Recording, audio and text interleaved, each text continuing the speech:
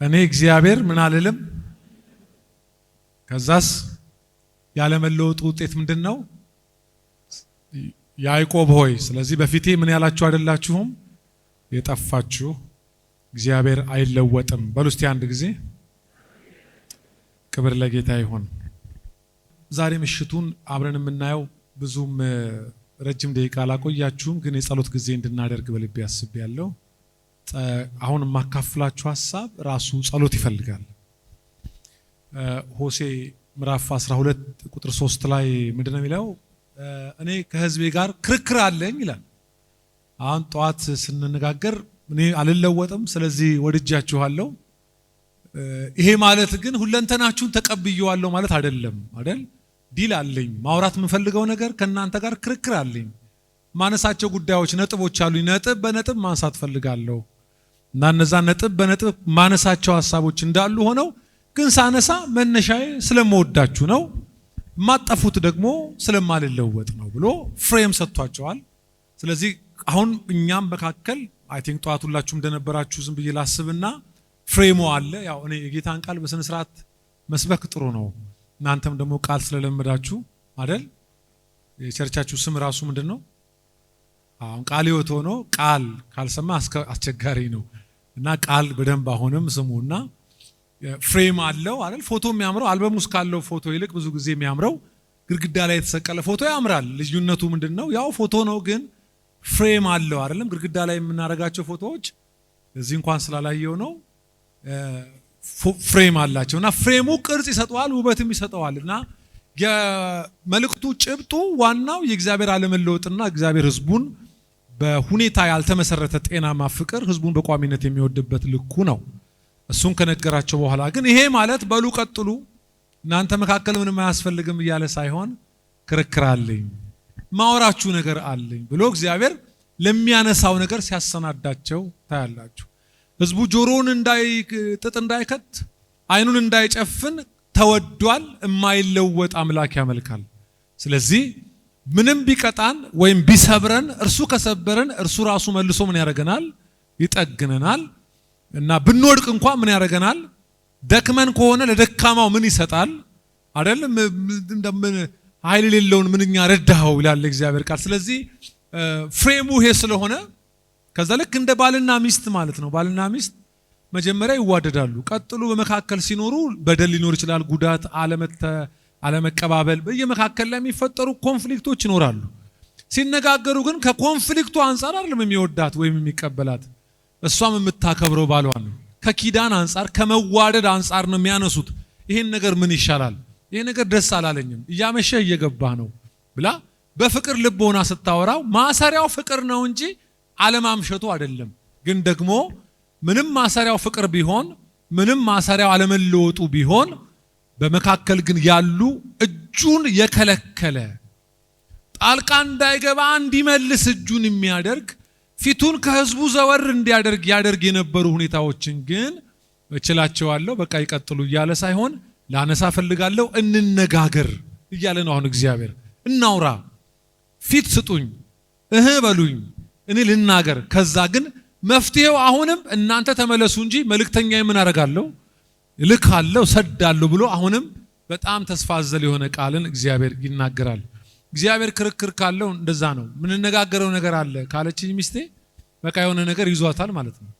ስለዚህ የተለየ ጊዜ ሰጣታለሁ ማለት ነው። ያ የምሰጣት ጊዜ ወይ ልንቀጥል ወይ ላንቀጥል አይደለም የምንነጋገረው። አብረን ስንኖር ከልጆቹ አንጻር ከጤናማ ሕይወት አንጻር ይሄ ነገር ምንድን ነው ብለን ቁጭ ብለን እንደምንነጋገረው ሁሉ እግዚአብሔርም በፍሬም ሆኖ ይኸው ቁጭ አድርጎ ወንበር ሰጥቷችኋል።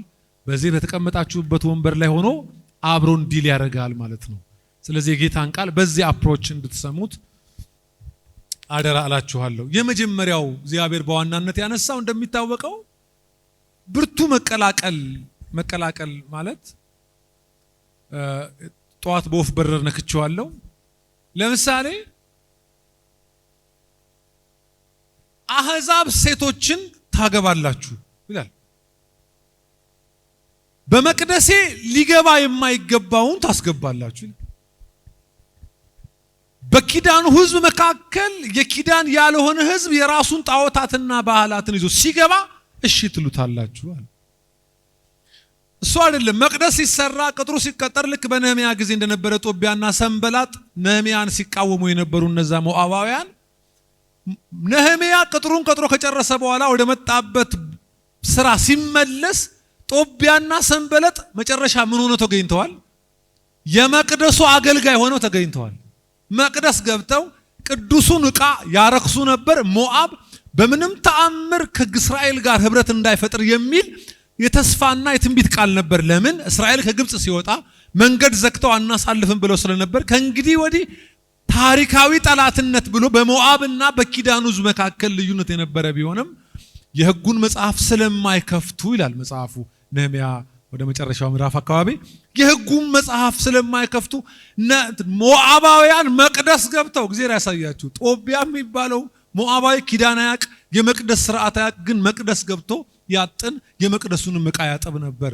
ሰንበላጥ የሚባለው ያ ተቃዋሚ የነበረ ሰውዬ ውስጥ ገብቶ ኖርማል ሆኖ ደሞዝተኛ ነበር። ምክንያቱም ሲናገር ከካህኑ ጋር ጋብቻሞች ነበሩና በጣም ዘመዳሞች ስለነበሩ ኪዳኑን ትተው ቶራውን ጥለው የህጉን ቃል ጥለው የማይገባቸው ሰዎች መቅደስ ይገቡ ነበር። እሱ ብቻ አይደለም። ለምሳሌ እዚሁ ምዕራፍ ሚልክያስ ምዕራፍ 2 ላይ ቁጥር 11 አካባቢ እግዚአብሔር የወደደውን መቅደስ ይሁዳን አርክሷልና እግዚአብሔር መቅደሱን ወዷል፣ ግን መቅደሱን አርክሷል። የእንግዳውንም አምላክ እጅ ሚስት አድርጎ አግብቷል። ይሁዳ አታሏል። በእስራኤልና በኢየሩሳሌም ውስጥ ርኩስ ተሰርቷል። ይህን ከሚያደርግ ሰው እግዚአብሔር የሚጠራውና የሚመልሰውን ለሰራዊት ጌታ ለእግዚአብሔር ቁርባን የሚያቀርበውን ከያዕቆብ ድንኳን ያጠፋል። በጣም አስደናቂ ነገር ነው። ያልተገባቸውን ያስገባል፣ ይገባሉ። ከገቡ በኋላ ግን የተገባቸው ደግሞ እንዲወጡ ያደርጋል እና ብርቱ መቀላቀል በእናንተ መካከል አይቻለሁ ብሎ በመካከላቸው እሱ ብቻ አይደለም እናንተ መካከል አንዳንድ የኔን ነገር ስስብባችሁ ለምሳሌ በረከቴን ስከለክል በእናንተ መካከል ደሞዙን የተቀበለ በቀዳዳ ከረጢት እንደተቀበለ በቀዳዳ ኪስ እንደሚያስቀምጥ ሙልጭ ሲል ብሩ እንደው አንዳንድ ሰላም ስታጡ አትጠይቁም ወይ እንዴ? ለምንድነው ምልክት እየሰጣችሁ ራሱ አትጠይቁም ወይ ብሎ እግዚአብሔር በዋናነት ያነሳል። ስለዚህ እኔ በዚህ ማታ 10 ያባረረ መቼም አንድ አይዝም ይባላል በእኛ ሀገር። ስለዚህ እኔ 10 ስብከት ከምሰብካችሁ አንድ ርዕስ ላይ ቆሜ ባቀርብላችሁ ይሻላል ብዬ ነው።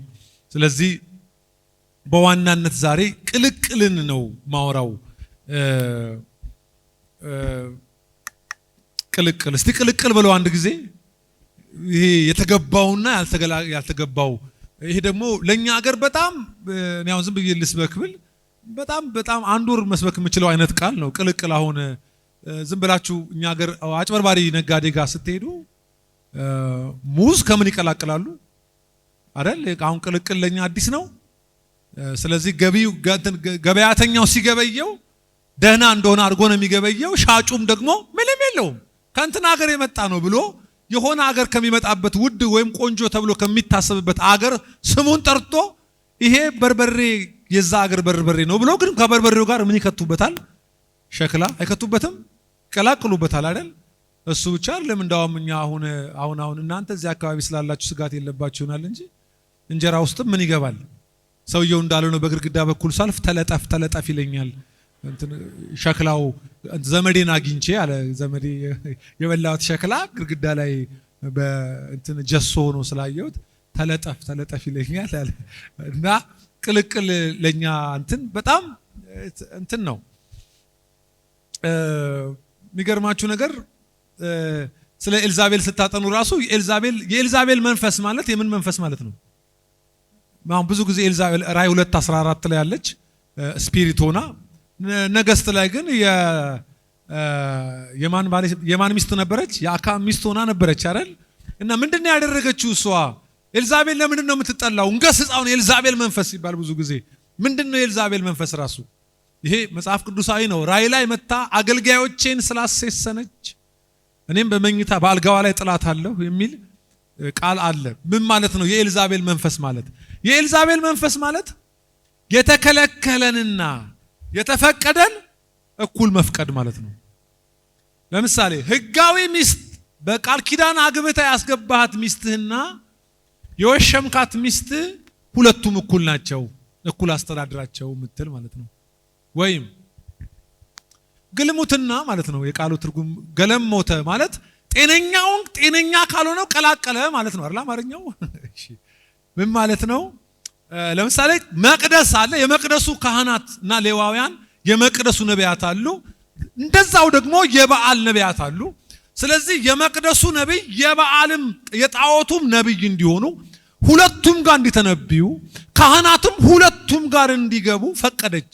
የሷ መንገድ ለምሳሌ ከሷ በፊት የነበሩ ነገስታት ወይም ከአካብ በፊት የነበሩ ነገስታት ወይ በዳዊት መንገድ ይሄዱ ናቸው ወይ ደግሞ በዳዊት መንገድ ያልሄዱ ናቸው። በዚህ ይከፈላሉ። ልክ አካብ ጋር ሲደርስ ግን የሆነው ታሪክ ይሄ ነው። ወይ በዳዊት መንገድ አልሄዱም ወይ በዳዊት መንገድም ደግሞ ሄደዋል እንዳይባሉ ሁለቱንም ቀላቅላ የተቃወሙትን ታሳርድ ነበር። ታውቃላችሁ ይሄንን የወጣ ነብይ እምቢ ያለ ነብይ ከሆነ እረዱትልና ወጥቶ ይቀር ነበር። ኤልያስን ወጥተው እንደተነጠቀ በሰሙ ጊዜ እንኳን አይ አምላኩ አንዳች ቦታ ወስዶ ጥሎት ይሆናል እንፈልገው ያሉበት ምክንያት ብዙ ነቢያቶች ወጥተው ይቀሩ ስለነበር እሱም በቃ ወስዶ ወጥቶ ቀረ። ታረደ። አርጎ ነው እኮ በሰረገላ የሄደ ነው። ግን ስጋታቸው ምንድነው? እንደቀደሙት ነቢያት ሆኖ በቃ አምላኩን አገልግሎ ተጣለ ማለት ነው ብለው እንፈልገው ብለው እስኪቸገር ድረስ ኤልሳን እንዳስቸገሩ ታውቃላችሁ። ለምን? ቅልቅል። እስቲ ቅልቅል በሉ አንዴ እባካችሁ አንዴ በሉ። አንድን ነገር ለማበርከት ብዙ ጊዜ ምን ይደረጋል? ለምሳሌ የጣፈጠ ወይን አለ።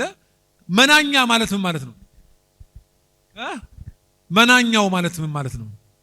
ያቀጠነው ማለት ነው። አቀጣጥነው እንደሚያመጡት ማለት ነው። እና የተገባውን ነገር ካልተገባው ነገር ጋር ሲቀላቀል ቴስቱም ሌላ ነው። ከጤንነት ጋር የተያያዘ ብዙ ነገሩ የታመመ ይሆናል። እና የኤልዛቤል መንፈስ ማለት ይሄ ነው። ቅልቅል ማለት ነው። እጃችሁን አንሱና በኔ ላይ አይሰራም በሉ እስቲ አንዴ። በኔ ላይ አይሰራም። ይሄ ተቀላቀለ ነገር በጣም አያስታውቅም፣ ግን ቅልቅል አለው እና በጣም ፈታኝ ነገር ነው። አንድ ጊዜ እንደዚህ ወጣ ገባ የሆነ ልብስ ለብሻለሁ ጅንስ ነገር እና አንድ እህት ያምራል ጅንሱ አለችና ፎቶ አነሳችሁ። ለምን ያነሳችሁ ስላት የኔ የለበስኩት ከራቅ ካለ ቦታ የመጣ አይነት ነገር ነው፣ እንግዲህ ኦሪጂናል አይነት ነገር ነው የሚባለው። ከዛ እሷ አይ ይሄንን ጅንስ የዛሬ ወር ታየዋለህ አለች። የት? እስቲ መርካቶ በሉ። ከየት ተሰርቶ? ቻይና። ያንኑ ጅንስ ኳሊቲው ሌላ ሆኖ ከወር በኋላ አገር ቤት መጣ። እንዲህ እና ከፍተኛ የማመሳሰል ነገር አለ። በጣም ፕሪቴንድ የሚያደርግ የተቀላቀለ የማይመስል ደህና የሚመስል ኦሪጂናል የሚመስል ጄኒውን የሚመስል የተነካ የሚመስል የተቀየረ የሚመስል የሆነ የሚመስል እንዲህ ሲል የሚመስል የሆነ የሚመስል ነገር የእግዚአብሔርን ቁጣ ሊቀሰቅስ የፈለገ የሚመስል ነገር እጃችሁን አንሱና በዚህ ማታ ልዩነት ይሆናል በሉ። ደግሞ ጸልያለሁ የሚሆነውን ነገር አብረን እናያለን። አንዳንዶቻችሁ አሁን ዝም ትሉና የሆነ ነገር ስታዩ ነው የምትጫጫሁት። በጊዜ ብትጮሁ ይሻላችኋል። በጊዜ ቃል ሲነገር አሜን ብትሉ ይሻላችኋል። የሆነ ሸቃባ ሲወድቅ አሜን ከምትሉ ተረጋግታችሁ የጌታን ቃል እየሰማችሁ እስቲ ይለየኝ በሉ። አንዱ ይለይ። የተቀላቀሉ ፍጥነት የሚቀንስ ጉልበት የሚበላ ጤንነትን የሚረብሽ መንፈሳዊነትን የሚከለክል ቅንነትን የሚከለክል የአምላክ ፊት ዞር እንዲል የሚያደርግ እጁን የሚሰበስብ ከጣልቃ መግባቱ እንዲመለስ የሚያደርጉ ሌላ ጠረን፣ ሌላ እንግዳ ጠረን። ምን ማለት ነው? እናንተ ኬሚስትሪውን ታውቃላችሁ። አንደኛ ወዳጅ ወደ ሩቅ በዚህ ምስራቅ ላይ የመንገድ ግንባታ እንትን ላይ ነበረና በኋላ በነበረ እንትን በጣም ወደ ውጭ ወጣ ያለ ወይም ወደ ኢስት ቲፕ ኦፍ ኢስት አካባቢ ስለነበር ትንሽ ቶክስ ምናምን ነበር። በጥይት ተመቶ ሞተ። በጣም የሚያሳዝናል። ለሁላችን ልብ ተነካ እና ከሁለት ከሶስት ቀን በኋላ ነው እንትን ያለው። አመጣ ነው ሀረር ነው የነበረው እና ሽታ በጣም እንዳልኳችሁ ለሶስት ቀን ያውኛ ጉደኛ ነን ታውቃላችሁ። እኛ ጉደኛ ነን። እና ከሁለት ከሶስት ቀን በኋላ ወደ እንትን ለመውሰድ ተቸገረ ብዙ ሰው ለመሸከም አምሶሬት እና እንትን ይደረግበት ተባለ። ሽቱ ሲደረግ ማን ይቅረብ የበለጠ? ለምን ሽታ ላይ ሽታ አይደረብም። ገላችሁ ሽቶ የምትቀቡት ታጥባችሁ ስትወጡ ነው ገላችሁን ወይስ ልትታጠቡ ልትገቡ ስትሉ ነው? ለምን መጀመሪያ ያልተገባን ጠረን ከላያችሁ ላይ ምን ታደርጋላችሁ? ታስወግዱና ከዛ እላያችሁ ላይ የምታመጡት ጠረን ከዚህ በኋላ እኔን አልሸትም ሽቱ ልሽተት ስትሉ እላያችሁ ላይ ሽቶ። ሌላ ጠረን ግን ካለ የሚፈጠረው ነገር በጣም ከባድ ነው። ምን እያለ ነው የጌታ ቃል? አንዳች ጤነኛ ነገር ከማይገባ ነገር ሲቀላቀል እናንተን አሁን ያዩዋችሁ እንዲህ ነው። መቅደስ የማይገባ ሰው ገብቷል። ሳያችሁ ልታገቡ ያልተፈቀደላችሁን አግብታችኋል። እሱ ብቻ አይደለም፣ እንዳውም እግዚአብሔርን በቃላችሁ አታክታችኋል ይልና ቁጥር 17 ላይ እናንተም ያታከትነው በምንድን ነው ብላችኋል። ክፉን የሚያደርግ ሁሉ በእግዚአብሔር ዘንድ መልካም ነው። ጉድ ነው። እርሱም በእነርሱ ደስ ይለዋል። ወይስ የፍርድ አምላክ ወዴት አለ በማለታችሁ ነው። ፕሮፌሲ ይመጣል። ፕሮፌሲው ምንድን ነው? በጣም ጥንቃቄ ይደረግ። ዛሬ ጠርታችሁኝ የለ ስሙ የጌታን ቃል እሺ በደንብ እና ፕሮፌሲው ምንድን ነው? ክፉን የሚያደርግ በእግዚአብሔር ዘንድ መልካም ነው። ቀጥል፣ ክፉ አድራጊውን አስቁሞ ተነስ፣ ከሞን ብሎ ሰውየው እኮ ሀገር የሚያውቀው ወመኔ እንዳው መቼ ነው የሚመለሰው የሚባለውን ሰውዬ አንድ ነብይ ይመጣና ቀጥል እግዚአብሔር ካንተ ጋር ነው ትሉታላችኋል። እንዴ ተመለስ አትሉትም ማለት እሱ ብቻ አይደለም፣ እንዳውም ተግባርህ መልካም ነው go ahead በርታ ትሉታላችሁ። ይሄ ብቻ ደግሞ አይደለም፣ እርሱም እግዚአብሔር ራሱ በስራህ ምን ይለዋል ወይም በእርሱ ደስ ይለዋል እያሉ ይተነብዩበታል። ትክክል ያልሆነውን ሰውዬ ተመለስ ሳይሆን የሚሉት ቀጥል ጥሩ ነው በርታ ይሉታል ብሎ መቀላቀልን እንደ አንድ ጀስቲፋይ ያደርጉ። ትክክል ነህ። ሚስቱን ማታ በቦክስ አገልግሎት ጠዋት ቸርች ሲመጣ እንዳንተ አይነት መሪ የለም። በሁለቱም ጸጋ ያገለገለ ቸርች ውስጥ ማለት ነው። በጣም የሚገርም የማይገባ እኮ አገር መስሪያ ቤት የሚያቃት ነው የተባለ ሴት አንቺ የጸሎት ሴት ነሽ ትላታለህ አለ። ተመለሽ አትላትም። ምላሷ ደጅ ወጥቶ ከታችው አትላትም።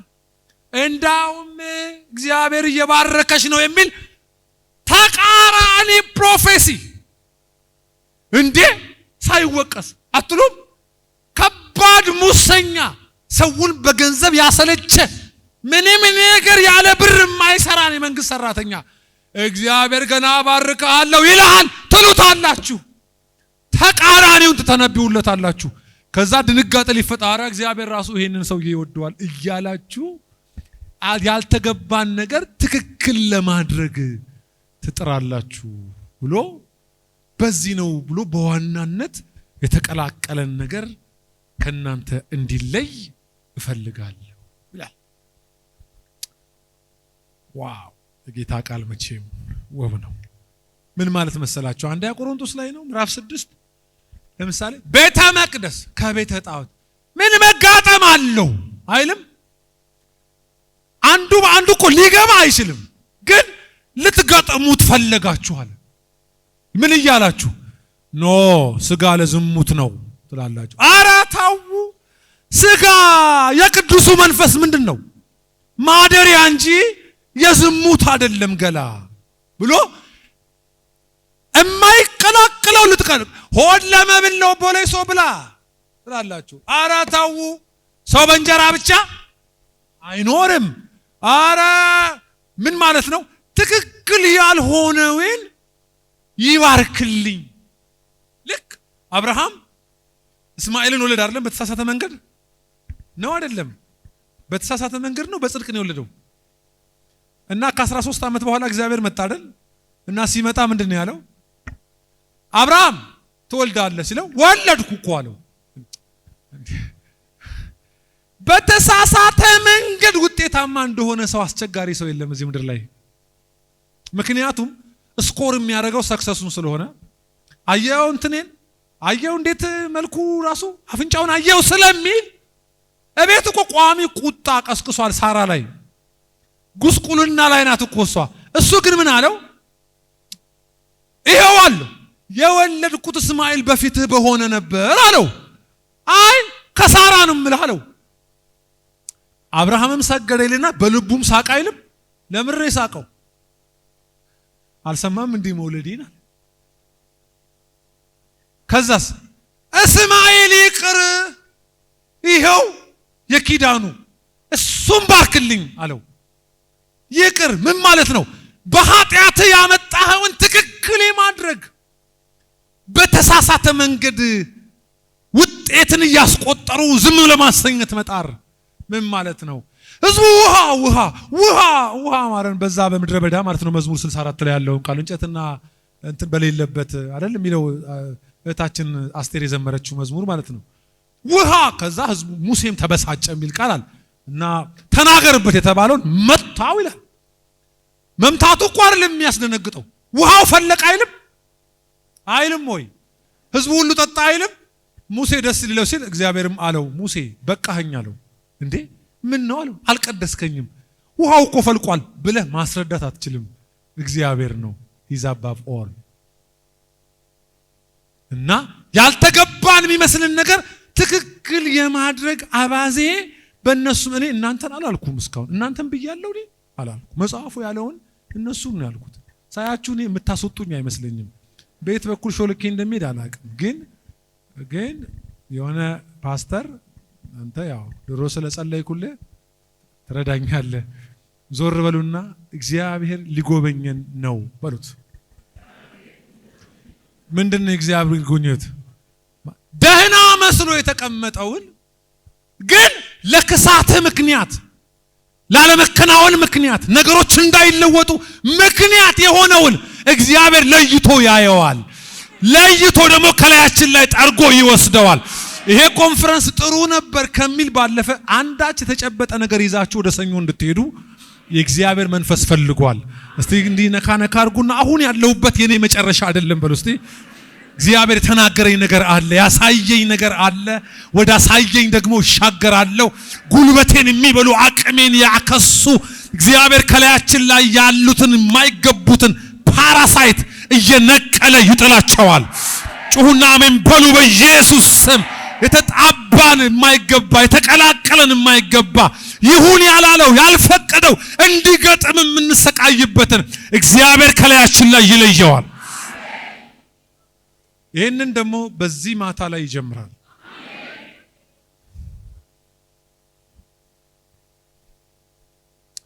ስኩል ኦፍ ክራይስት የሚባል ብራዘር ክሊንደንን የሚባሉ በጣም የተባረኩ አሁን ወደ ጌታ ሄደዋል። የዛሬ 6-7 ዓመት በጣም የተባረኩ አባት ነበሩ። እኔ እዛ ትምህርት ቤት ተማሪ ነኝ እና ለመጀመሪያ ጊዜ ይላሉ ወደ ህንድ ሀገር ለአገልግሎት ሲሄድ አሜሪካዊ ናቸው፣ ወታደርም ነበሩ የአሜሪካ በሁለተኛ ዓለም ጦርነት ጊዜ እንደዚህ የተካፈሉ በጣም የሚገርም ታሪክ ያላቸው። እድሉ ካላችሁ ስኩል ኦፍ ክራይስት የሚለውን ጎግል አድርጋችሁ የሰውየውን ማንነት ማወቅ ትችላላችሁና አስገራሚ ሰው ናቸው። እና ለመጀመሪያ ጊዜ ለአገልግሎት ወደ ህንድ ሄድኩ አሉ እና ወደ ህንድ ሲሄድ በታሪኬም በእድሜም አይቼው በአገሬ አሜሪካ አይቼ የማላውቀውን ነገር አየው አሉ። ያ ያየሁት ነገር ምንድነው? በዋና ከተማዋ አስፋልት ዳር ላይ ብዙ ወርቅ አንጥረኞች ወርቅ ያነጥራሉና ወርቅ የሚነጠረው በዛን ጊዜ ህንድ በመንገድ ዳር ላይ ነበር አሉ። እና እስቲ ጠጋ ብዬ አይቼ ስለማላቅ ወርቅ እንዴት እንደሚነጠር ጠጋ ብዬ ብለው ጠጋ ብለው ያሉ እና 2 ጋሎን አሉ። እሳት አንደኛው ላይ ያነዳል። ልክ እንደ ውሃ ወርቁ ቀጥኖ ከአንዱ ወደ አንዱ ነው የሚያገላብጠው ሰውየው። እና እኔ ዝም ብዬ ያለው አሉ። ከዚህ ቀደዋል ወደዚህ ያገላብጠዋል። ላበላብ ሆኗል። በጣም እሳት ከስር እያነደደ ነው። አሁንም ከዚህ ያነሳዋል ያገላብጠዋል። እና እኔ አንድ ጥያቄ ጠየቁ። አይበቃውም ወይ? አይደክመውም ወይ?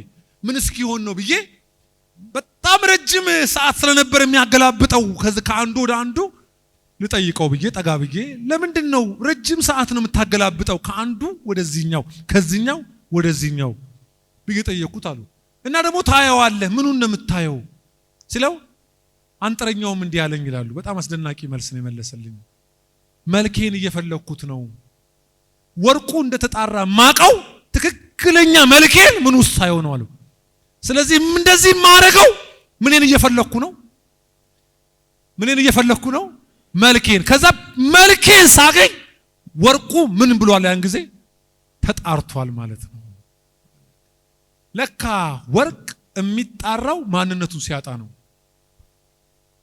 ራሱን ሲያጣ ሰውየውን ሲያሳይ። ስለዚህ ያ ሁሉ ምለፋው ምንድነው አለ? ከወርቁ ላይ የተጣበቀውን ነገር በሙሉ በሙቀት ኃይል ምን እያረኩት ነው አለው? እያስወገድኩት ነው። እና መልኬን ሳገኝ ነው የማቋርጠው። ለዛ ነው አለኝ። መጽሐፍ ጽፈዋል በዚህ ታሪክ። ይገርማቸዋል። ምን ማለት ነው? አሁን ኢየሱስ የሆነ የተቀላቀለንን ነገር መልኩን ፍለጋ ላይ ስለሆነ አሁን በብሉይ ኪዳን ነው ግለሰብ የሚያብለጨልጨው፣ ግለሰብ የሚያበራው። በአዲስ ኪዳን ያን መልክን መስል ዘንድ ነው የሚለው አይደል? ከአንዱ ክብር to another glory፣ ከአንዱ ወደ ሌላ ክብር ምን ያንን መልክ ፍለጋ ምን ያደርገዋል? አብዝቶ ያጠራዋል የሚል የለም። እስቲ ማጥራት ምን ማለት ነው? ለአንጥረኛ ግልጽ የሆነ ቃል ነው።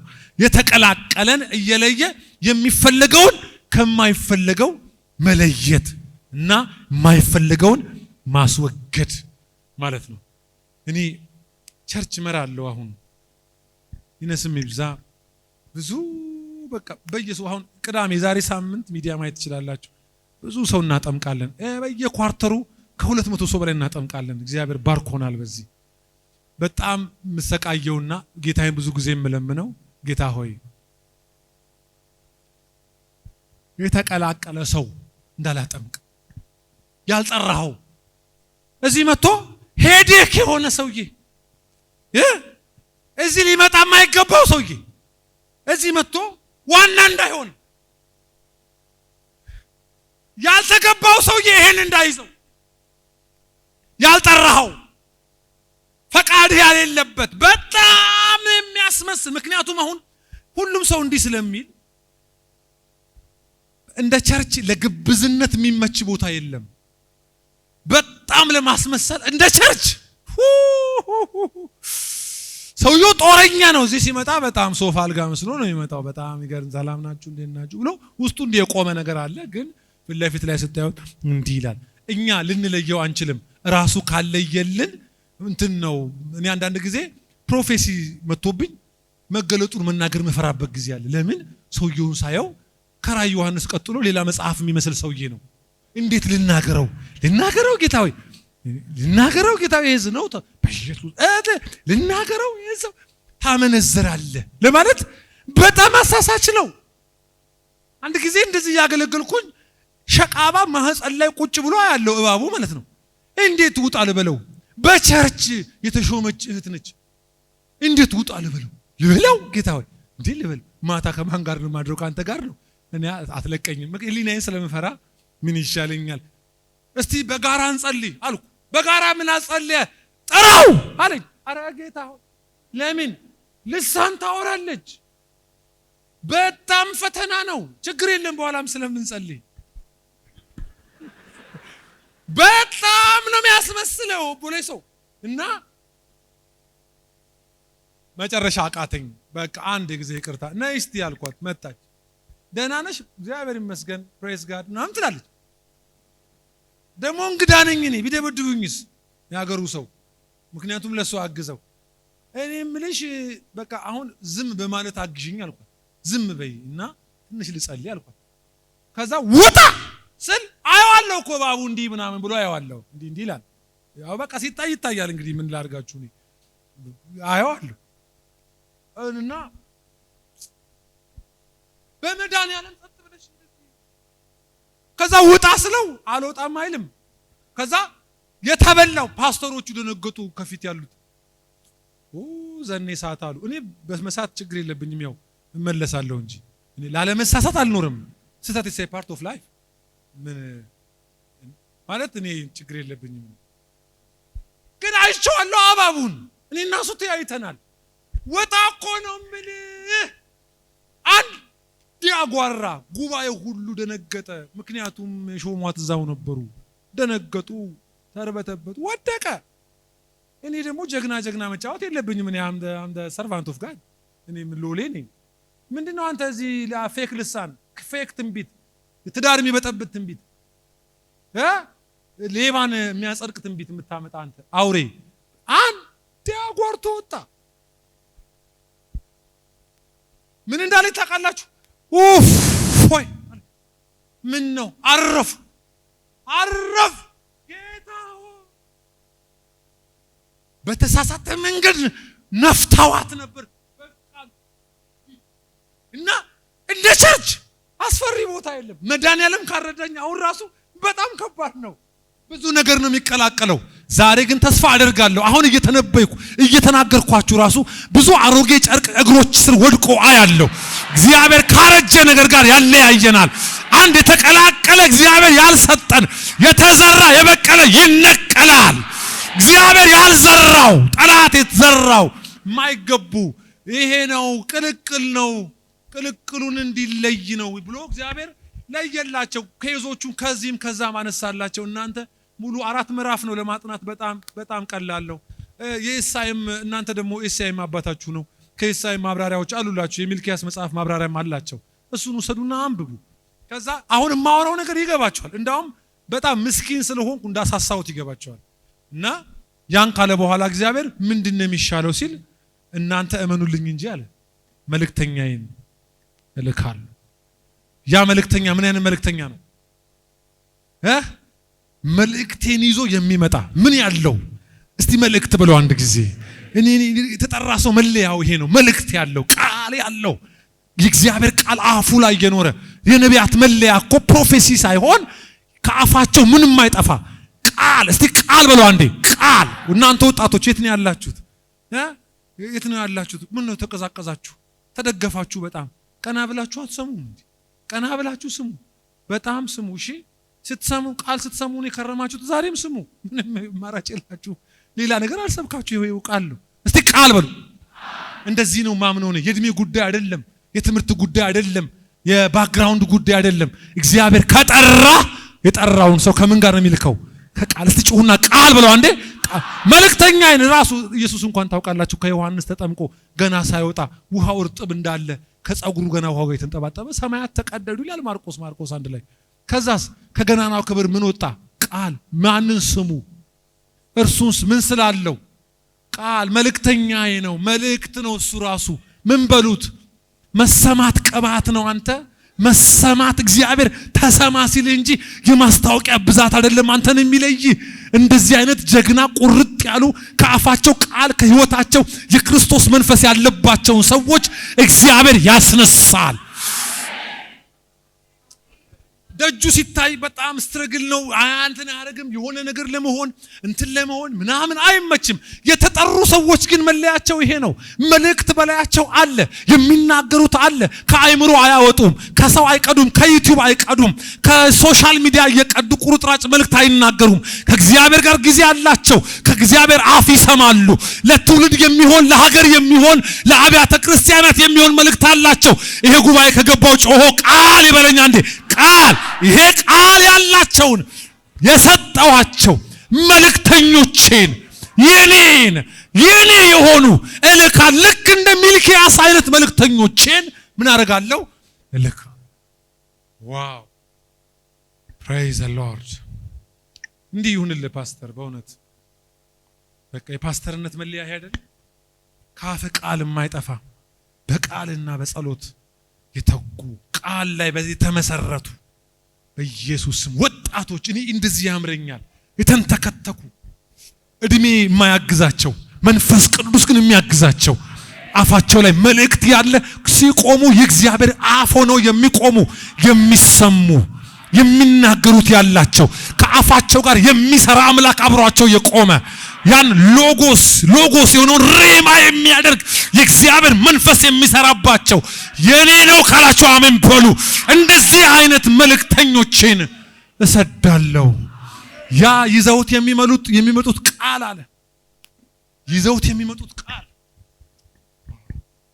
ልክ እንደ አንጥረኛ አይልም ቃሉ እንደ አንጥረኛ የሚያነጥርበት የራሱ መሳሪያ እንዳለው ወፍጮ ቤት ስትሄዱ እህል ጋር የተገናኘ ሰው እህሉ ደና ነው አይደለም ሲል ወገቡን ወቅቶ ስቦ የሚያወጣበት መሳሪያ እንዳለው አንጥረኛ ማንጠሪያ እንዳለው ልክ እንዲሁ አጣቢ እጁ ላይ ምን እንዳለ ሳሙና እንዳለው ባዶ እጁን ያልሆነ መልእክተኛዬን እሰዳለሁ። ይህ መልእክተኛዬ የምፈልገውን የሚሰራ በጌታ በኢየሱስ ስም የላኩትን የሚያደርግ እኔ ለፈለኩት ለዚያ ቀን የሰወርኩት ያንን ቃል ይዞ የሚገለጥ ከመረጃ ጋር ከማስረጃ ጋር የሆነ ሳይሆን ከሰማይ ድምጽ ጋር የሆነ ሰማይ አብሮት የሚቆም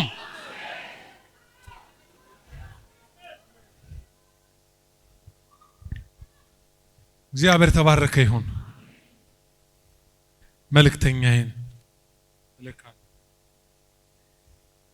ይህ መልእክተኛዬ ቁጥር 3 ላይ ነው። አመጣጡ እናንተ አታውቁማል። እናንተ ተዘጋጁ እንጂ ድንገት እስቲ ድንገት ብለው አንዴ ወይኔ ጌታ ሆይ በቃ ልጨርስ ነው መልእክቴን። ድንገት አይደል እንኳን ይህ መልእክተኛ ራሱ እግዚአብሔር ወደ መቅደሱ የምትጠብቁት ጌታ ወደ መቅደስ እንዴት ነው የሚመጣው አለ? ድንገት። እስቲ ድንገት ብለው አንዴ ድንገት ምን ማለት ነው? ሌር የሰራ የተደራረበ የተነባበረ ፕሮብሌም እንኳን ምንም ቢሆን መልእክተኛዬ ቃሌን የያዘ የተስፋን ድምጽ የያዘ ሰው ድንገት ይመጣል። ይሄ የሚመጣው ባዶ እጁን አይደለም። ምን ማለት ነው? የሰጠሁት መልእክት አለ፣ ቃል አለ፣ ያሰነኩት አለ። ያ ቃል ሲነገር ብቻውን አይደለም ማለት ሲያጥብ ምን የሚያወጣ እድፍ ሲያነጥር የተቀላቀለን የሚለይ ልክ እንደ አንጥረኛ ልክ እንደ አጣቢ ሳሙና ሆኖ መልእክቴን ይዞ ይመጣል። ምን ለማድረግ? የተቀላቀለውን ሊለይ ይመጣል።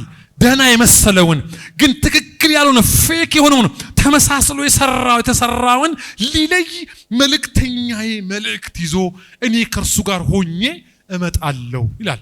እግዚአብሔር የተባረከ ይሁን። በእኛ ሀገር ማስታወቂያ አንድ ዕቃ አስተዋውቁንና እንትን ቴሌቪዥን ወዲያው ደግሞ ተመሳስሎ የተሰራ እንዳለ ደርሰንበታል፣ ጉዳዩ በሕግ ተይዟል፣ ኦሪጂናሉ ዕቃችን ግን እዚህ ሱቅ ይገኛል፣ ዕቃውም ደግሞ እንትን ይባላል ይሉናል። ተመሳስሎ የተሰራ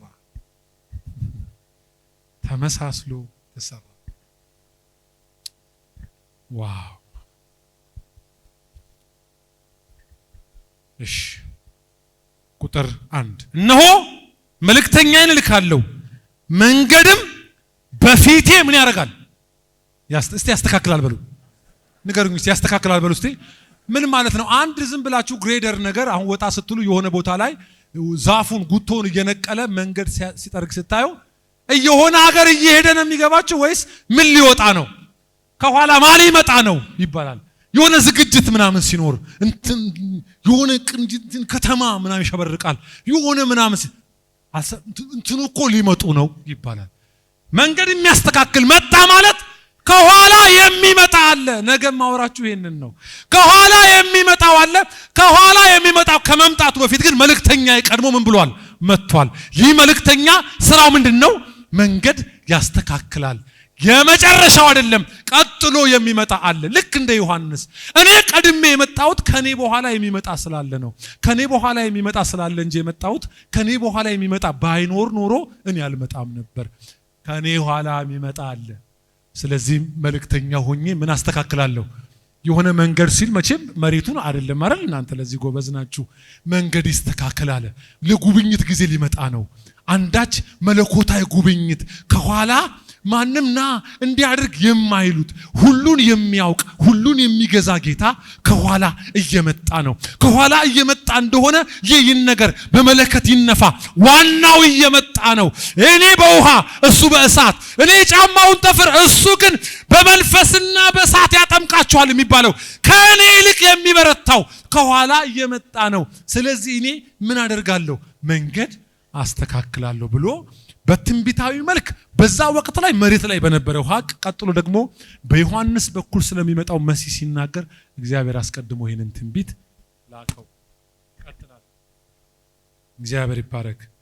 እሺ እናንተም የምትፈልጉት ጌታ በድንገት ወዴት ይመጣል? ወደ መቅደሱ ይመጣል።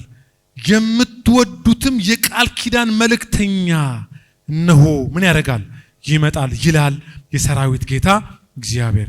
ነገር ግን እርሱ እንደምን እንደ አንጥረኛ እሳት እና እንደ አጣቢ ሳሙና ነውና። ዋው ምን ማለት ነው ይሄ? እናንተ እጃችሁ ላይ እንግሊዘኛ የምታነቡ የእንግሊዘኛ ኮሜንታሪዎችን አንብቡ። ሌላ ቋንቋ የምታነቡ ግሪክ፣ ሂብሩ የምታነቡ በተለይ ደግሞ ግሪክ በተለይ ብሉይ ኪዳን ደግሞ የተጻፈው በዕብራይስጥ ስለሆነ ሂብሩ የምታነቡ ሰዎች ይህንን ቃል ስታጠኑት ይመጣል። ለምን? በመቅደስ ሊሆን የፈለገው ጌታ ወደ መቅደሱ ምን ያደርጋል? ይመጣል። የሰማችሁኝ ነው? ይሄ ወደ መቅደሱ የሚመጣው ጌታ አንድ ቃል እንበላንብብና ወደ ጸሎት ገባለሁ። ወደ መቅደስ የመጣው ጌታ እንዴት ነው የመጣው? ወደ መልእክቱን ቃሉን ወደ ኋላ መመለስበታለሁ። ወደ መቅደስ ሲመጣ ኢየሱስም በአባቴ ቤት እንደሆን ዘንድ እንዲገባኝ አታውቁምን ብሎ አንድ ጊዜ ምልክት ሰጥቷቸዋል። መሲሁ ከመምጣቱ ገና በ12 ዓመቱ አካባቢ ኢየሩሳሌም ከመጣ በኋላ ያ በመቅደስ ሊሆን የፈለገ የመቅደሱ ጌታ ጊዜው ደርሶ 30 ዓመት ሞልቶት በተገለጠ ጊዜ ለመጀመሪያ ጊዜ በሰርግ ቤት ክብሩን ከገለጠ በኋላ ወዴት ነው ሄደው? ንገሩኝ እንጂ ወደ መቅደስ ነው ሄደው ነው አይደለም? ወደ መቅደስ ነው ሄደው። ወደ መቅደስ ምን ሊያደርግ ሄደ? ወደ መቅደስ ወደ አባቱ ቤት ሲሄድ ይሄን ቤት የሚያውቀው ኢየሱስ ዛሬ አይደለም። ወደ መቅደስ በመጣ ጊዜ ግን መቅደሱ ውስጥ የተቀላቀሉ ነበሩ አልነበሩም? ንገሩኝ እንጂ እርግብ ሻጮች፣ ለዋጮች፣ ነጋዴዎች፣ ደላላዎች የት ገብተው? የዚህ ታሪክ የዚህ ገበያ መነሻ ታውቃላችሁ። ማርኬቱ የተጀመረው ገና በብሉይ ኪዳን በዘዳግም ጊዜና ዘሁልቁ ይሄ ሕግ ሲወጣ ጊዜ የመስዋዕቱ ስርዓት በቀረበ ጊዜ እስራኤል መስዋዕቱን ለማቅረብ ለምሳሌ ዋኔ ለማቅረብ ከተቸገሩ፣ በግ ለማቅረብ ከተቸገሩ በትንንሽ ብር እየገዙ ዋኔዎችን ወደ መቅደስ ይዘው ለካህን የሰጡ ለኃጢአት መስዋዕት ይቀርብ ስለነበረ ይሄንን የስርየት ፕሮግራም ያኔ ሲያደርጉ ይሄ ገበያ ሲጀመር በዋኔ ነው የተጀመረው። ዋኔ ማለት ከርግብ ያነሰች ከወፍ ከፍ ያለች አይነት እርግብ መሳይ አይነት። ኢየሱስ እንኳን በ8ኛው ቀን ወደ መቅደስ ሲገባ እናቱ ይዛ ሄደችው ማለት ነው። እና ያ ማርኬት ለካ ስሩ ታይም እያለ ከዋኔ ወደ በግ፣ ከበግ ወደ ጥጃ፣ ከጥጃ ወደ በሬ አድጎ ትልቅ ማርኬት የት ገብቶ ነበር? መቅደስ ገብቶ ነበር። ካህናት ነበሩ አልነበሩም? እንዳይናገሩ አስራቱ ከፍ ያለ ነው። ለምን? ደላሎች ገብተው ነበር። ነጋዴዎቹ ከፍ ያሉ ናቸው። መደበኛ ነጋዴ እንዳይመስሉ ከእንትን ሀገር የመጣ ነው፣ እግዚአብሔር በቀጥታ የሚሰማው ነው፣ እንከን የለበትም፣ ጠባሳ የለበትም እያሉ እየደለሉ ለመስዋዕት የሚቀርበውን በሬ ገበያው እዛው መቅደስ ውስጥ ሆኖ ይገበያዩ ነበር። አንድ መጽሐፍ ላይ እንዳውም ሲናገር አንዳንዶች እንዳውም ከዛ ገዝተው ይዘው ወደ ቤት ይሄዱ ነበር። ቤቱ ወንበዴ ወይም የወንበዴ ዋሻ ጀቹን ቶሎ ፈልገህ የማታገኘው ማለት ነው። ገብቶ የሆነ ሸጥ ውስጥ አታገኘው። በቃ ዋሻ ነው። እነሱስ ቤት ነው ግን ዋሻ ነው። ተቀላቅለው ይኖሩ ነበር። ኢየሱስም ጅራፍ አበጀ። ያ ትሁቱ ጌታ ሌላ ጊዜ ሲያስተምር እኔ በልቤ የዋህ ደግሞም ትሁት ነኝ ሲል የነበረው እሱ ድንገት ጅራፍ ሲያበጅ ባይዘው ጅራፍ ያበጀው ለሰው አይደለም ለከብቶቹ ነው። አንብቡ። አንዳንድ የተሳሳተ ኢንተርፕሪቴሽን ስለምሰማ ነው። አንዳንድ ስብከቶች መሃል በጅራፍ እየገረፈ አስወጣ የሚለው ለበሬዎቹ ነው። ጅራፍ ለበሬ ነው። እና ገባ። ከዛ ቆመዋል ደቀ መዛሙርት 12ቱም ይሁዳ ሁሉ ተገርሞ ኢየሱስም መልኩ ተቀይሯል። ድንገት ገባ። እርግብ ሏጮች ሸዋቾች እርግቦቹን ከፈታቸው እንዲበሩ፣ በሬዎቹን ፈታቸው። እየገረፈ ከመቅደስ አንድ ቃል ተናገረ። ቤቴ አይደለም የሚለው ምኔ? ዋው ምኔ? አሁን ያ ቤት የት ነው? እናንተ ጎበዝ ናችሁ እኮ እንዴ! ቃል ህይወት እኮ በቃ አይደል እንዴ? አሁንም ቤቱ ማን ነው? እኛ ነን አይደል? ቤቴ የምን ዋሻ አይደለም፣ የወንበዴዎች ዋሻ አይደለም። ቤቴ የምን ቤት ነው? ያለ ኔቸሩ አረጋችሁት ቤቱን አለ። ያለ መልኩ አረጋችሁት። ያላዘዝኩትን አስገባችሁ። ምን ይደረጋል? እንሰብሰብ አይደለም ያለው። ኮምፕሮማይዝ አይደረግም። ቶለሬት የማይደረግ ነገር አይደረግም። ስክሪፕቸር ተጥሷል፣ ህግ ተጥሷል፣ ቃል ተጥሷል። ስለዚህ ቤቱ ወደ ነበረው መልክ ወደ ቀደመው ዘመን ጠዋት አላነበብኩላችሁም እንዴ? የቤቱን ይዘት፣ የቤቱን መልክ፣ የቤቱን ጠረን፣ የቤቱን ሽታ ወደ ተሰራለት ወደ ተፈለገበት ቃል ወደ ወጣበት ወደ መጀመሪያ ኦሪጂናል መልክ እንዲሁማ እየጮኩ አይደለም። እኔ ይህ ድምጽ የዘኔ አይደለም። እግዚአብሔር ቤቱን ባለቤቱ ይይዘዋል። ቤቱን ያላብራሩ የተቀላቀሉ የቤቱ ጌታ ባለመብት ስለሆነ ባለበሬዎቹን አያስፈቅድም። የእግዚአብሔርን ቤት ብታፈርስ እሱ ራሱ ምን ያደርጋል ነው የሚለው። ለምን አንተ ማፍረስ አትችልም። የቤቱ ጌታ ስላፈረስክበት ያፈርሳ። ምን ማለት ነው? ይሄ ቤቱ የሱ ነው፣ ቃሉ የሱ ነው። ለሰለሞን የነገረው ማንም ራሱን በዚያ አዋርዶ ቢጸልይ እሰማዋለሁ ያለ እግዚአብሔር ራሱ ነው። ይህ ቤት የጸሎት ቤት ነው ያለበት ምክንያት ያ ነው። ይሄ ሁሉ ሲሆን ደቀ መዛሙርት አልገባቸውም። ኢየሱስ ግን የተቀላቀለውን ነገር በሙሉ ከመቅደስ አስወገደ። አንድ ቃል ትዝ አለን ይላሉ ደቀ መዛሙርት በመዝሙር ላይ ያለው የቤት ምን ቅናት ምን ያደርገኛል? መብላት ምን ማለት ነው? እስቲ ንገሩኝ። የበላህን ነገር ምን ካላረከው ይተውሃል። ስለዚህ ኢየሱስ በልቶት ነበር አለ። የበላውን ነገር አሁን ምን እያደረገ ነው አለ? እያከከው ነው። እየጠረገ ሲያስወጣ ምን እያደረገ ነው? የሚበላው ምን አገባኝ እማይ ስፓቮ ሪቫናስ ፕሬቨረጃኒ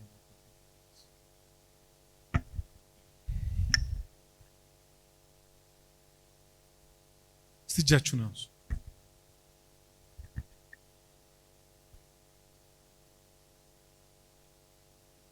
በመንፈሴ እንደዚህ በጣም ሁለት አይነት ከለር ያለው ጨርቅ በመቀስ በከለሩ ሲለይ አያለውና እግዚአብሔር መንፈስ ይነግረኛል መለየት ጀምራለሁ ይለኛል።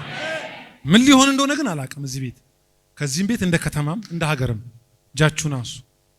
እንዲህ በስርዓት የሚቀድ እጅን የማየው የተቀላቀለ የሚመስል ግን የሚለይ መቀስ እንደዚህ ያለው ጨርቁን የሚቀድ ማሃዱስ ፕሪቪሪጁኒስ ክሮጎዶስ ሴፕሬቮ ዛሬ ጸልያለሁ። የተቀላቀለ ይለይ፣ ተቀላቅሎ የገባ ይውጣ በኢየሱስ።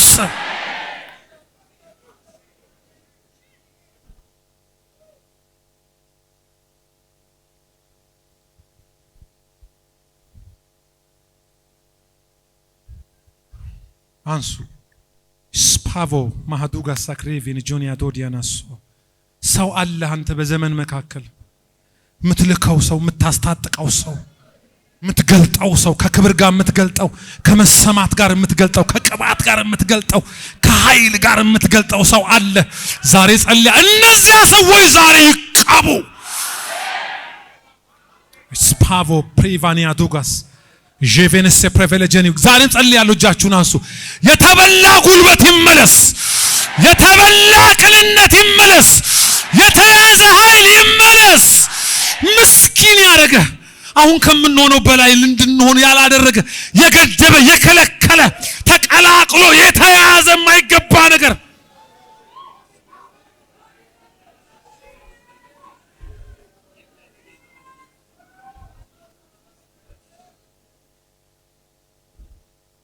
አመሰግናለሁ አባት ሆይ፣ ምስጋና ላንተ ይሁን፣ ክብር ላንተ ይሁን። ይሄ ኮንፈረንስ ትዝታ ሳይሆን ታሪክ ጥሎ ያልፋል። የተነሱ ሰዎችን ለይቶ ያልፋል። ያልተገባን ነገር አስደንግጦ ነቅሎ ያልፋል። የተገባን ነገር አጽድቆ አሳድጎ ያልፋል። ጩውና የማይገባ ነገር ይቆማል ካላችሁ በቃ በሉ እስቲ አንዴ በቃ።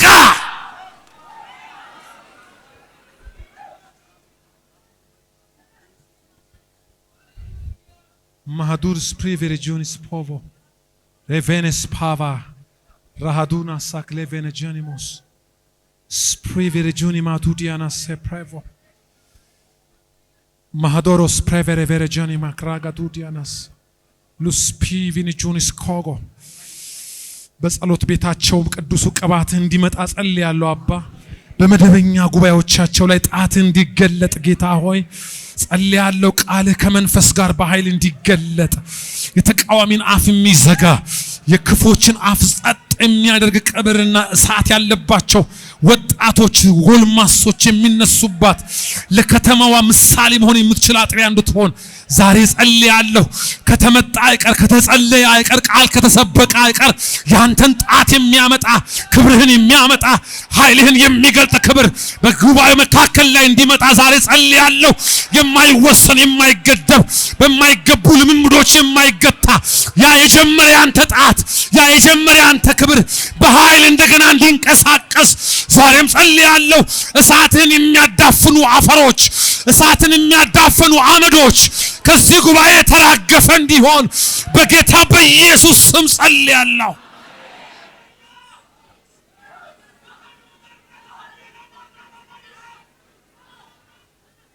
ሎቫናስ ፔቮ ሩስፒቫ ኢየሱስ ያድናል። አሜን አሜን። ቁጭ በሉ። እግዚአብሔር ይባርካችሁ። በመጨረሻም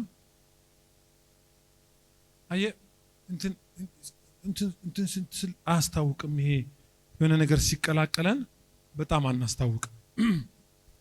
አንዳንዱ በጣም ክሬዚ የነበረ መንፈስ እሳት ቃል ሲባል ክሬዚ የነበረ ሰው በሂደት ጸጥ አሜን ሁሉ ያቆማል እና በጣም የጎበዘ ይመስላል። አንዳንዶቻችን ደግሞ ትንሽ ስነ መለኮት እንገባና ታሪካዊ ዳራ አጥንተ ትወጣና በቃ አለ አይደል በጣም ብርቱ መቀዛቀዝ አለ። የሆነ ጀንተል የሚል አለ አይደለም በጣም ጎበዝ ለእግዚአብሔር ፖሊስ መሆን የሚፈልግ ሰው ይፈጠራል። በቃ ምንድነው ይሄ እንትን ነው ምናምን የሚል የይሁዳ መንፈስ ነው። ዋጋው ስንት ነው ምናምን የሚለው ከመቼው ሴትዮዋ ሰብራ ስታለቅስ ቆሞ አስተያየት ይሰጣል። አሁን እንደዚህ ይደረጋል። ዋጋውን ሁሉ ያውቀዋል ሰውየው። በዛ ሰዓት ምን ያህል ሌባ እንደሆነ የምታውቁት ዋጋውን ያውቀው ነበር። እንደዚህ በጣም እንግዳ በሆነ ልብ በጣም ፕሪቴንድ የሚያደርጉ እንደዚህ አይነት እንትኖች አሉ። እና እንዲህ አታቅም ሲወሰድ ራሱ አታቅም። ለካ መጮህ አቁመሃል። ለካ መጸለይ ቀስዛ ለካ በመንፈስ ቅዱስ መመራት አቁመሃል። ለካ ልሳን ማውራት ቀንሰሃል። ለካ አባ ብለህ የምታለቅሰውን ነገር አቁመሃል። ለካ ወንጌል መስበክ ተቅበጥብጣ ያገኘከውን እድል እየተጠቀምክ ወንጌል ለሰው መስበክ ለካ አቁም። አይታወቀንም። ብዙ ነገር እኮ አቁመናል፣ ግን ኢትስ ኖርማል ምንም አይመስልንም። በቃ ሁሉም ነገር እየሄደ ስለሆነ ጉባኤው አይጓደል እንጂ አለ አይደለም ኮንግሪጌሽን ያስታልለናል። በጣም ይሄንን መጠንቀቅ አለባችሁ ወዳጆቼ ሆይ። የተቀላቀለን ነገር በጣም አደገኛ ነው። ምክንያቱም ሰይጣን ራሱን እንደምን አድርጎ እንደ ብርሃን መልአክ አድርጎ ራሱ ምን ያደርጋል ይለውጣል ይላል። በቃ ስታየው ገብርኤል ነው ሚካኤል ነው ይመስልህ እንጂ ሰይጣን አይደለም። የሆነ ጥርሳም ቀንዳም እንዳይመስልህ ተቀይሮ መልእክተኞቹ ራሱ ምን ያደርጋቸዋል የጽድቅ አገልጋይ ያስመስላቸዋል አይልም። በጣም እንትን ያደርጋቸዋል አለ አይደለ የሆነና እኛም ደግሞ አይታወቀንም። ተቀዛቅዘናል እኮ ግን አይታወቀንም። ድሮ በየመደበኛ ፕሮግራም አጋንንት እንደ ጉድ ነበር እኮ የሚጮኸው። አሁን አይጮኸም፣ ግን ኢትስ ኖርማል። በቃ አልደነግጥም ምንም። አይ በቃ እንግዲህ ጌታ ያውቃል። ያኔ ዛሬ ጌታ ተናገረኝ እንል። አሁን ባለፈውም ይሄን ቃል እንትና ሰብኮት ነበር ብለህ ትቀጥላለህ። እንዴት አይነት በጣም ከባድ መፋዘዝ አይነት እኛ ሰፈር አሁን ምንም ደግሞ አይመስልም። መደበኛ ነገር ስላለ ደግሞ ቁጥራችን እየበዛ ስለሆነ እግዚአብሔር ይመስገን አይመስልም። ግን እኮ በጣም እግዚአብሔር ቅር እያለው ያለ ብዙ ነገር በመካከላችን አለ። አይመስልም ግን እኛም በቃ ምንም አንመስልም። ድሮ ስንጮህ ስንጸልይ ጎረቤት የምትረብሹ ወረባካችሁ ከጨረበሻችሁ የሚባሉ አሁን የሞቱ ያህል የሚታወቁ ጸጥ ዝም ጸሎታቸው ራሱ መደበኛ ያው የተሸመደደው የለም የተከረከመ ጸሎት ያው አይነት በቃ ሰው ሁሉ ቀጥ ያለ አውደሰብ የሚል ታውቃለ አውደሰብ የሚል ኖርማል የሚያደርግ ከባድ ነገር አለኛ መካከል ኖርማል የሚያደርግ አሁን እንዲያወራችሁ ነው። መንፈስ ቅዱስ ካላገዘ ራሱ ነምትጪ ማል ጃሳን ምናምን የምትለው ምንድነው የሚለው ይሄ ረጅም ልጅ ሰሞኑን ሰላም ነበርን ምንድነው መጥቶ የሚበጠብጠው ነው የምትለው አሁን ራሱ ነው እኮ የሚለው ይተረጉማል።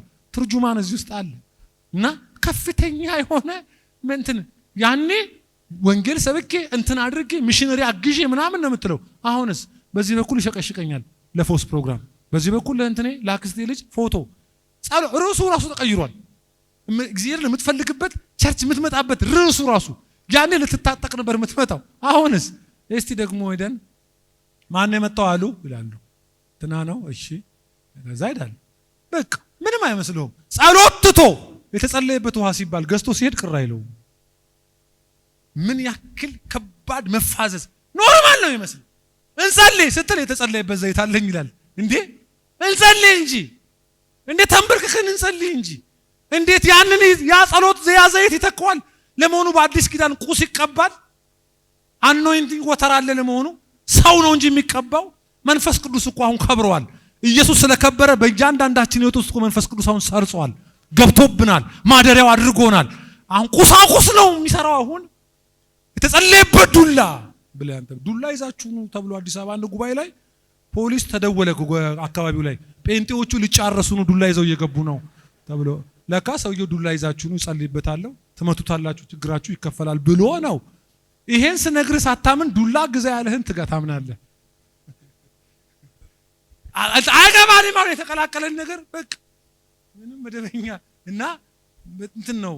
እንደው እንዴት አይነት ፈታኝ ይመስል ጊዜ ግን there is hope ተስፋ አለ በሉስቲያን ተስፋ አለ። አሜን አትሉም እንዴ? ተስፋ አለ ተስፋ አለ በሉ አንዴ። ተስፋ ስላለ ነው እኔም የመጣሁት።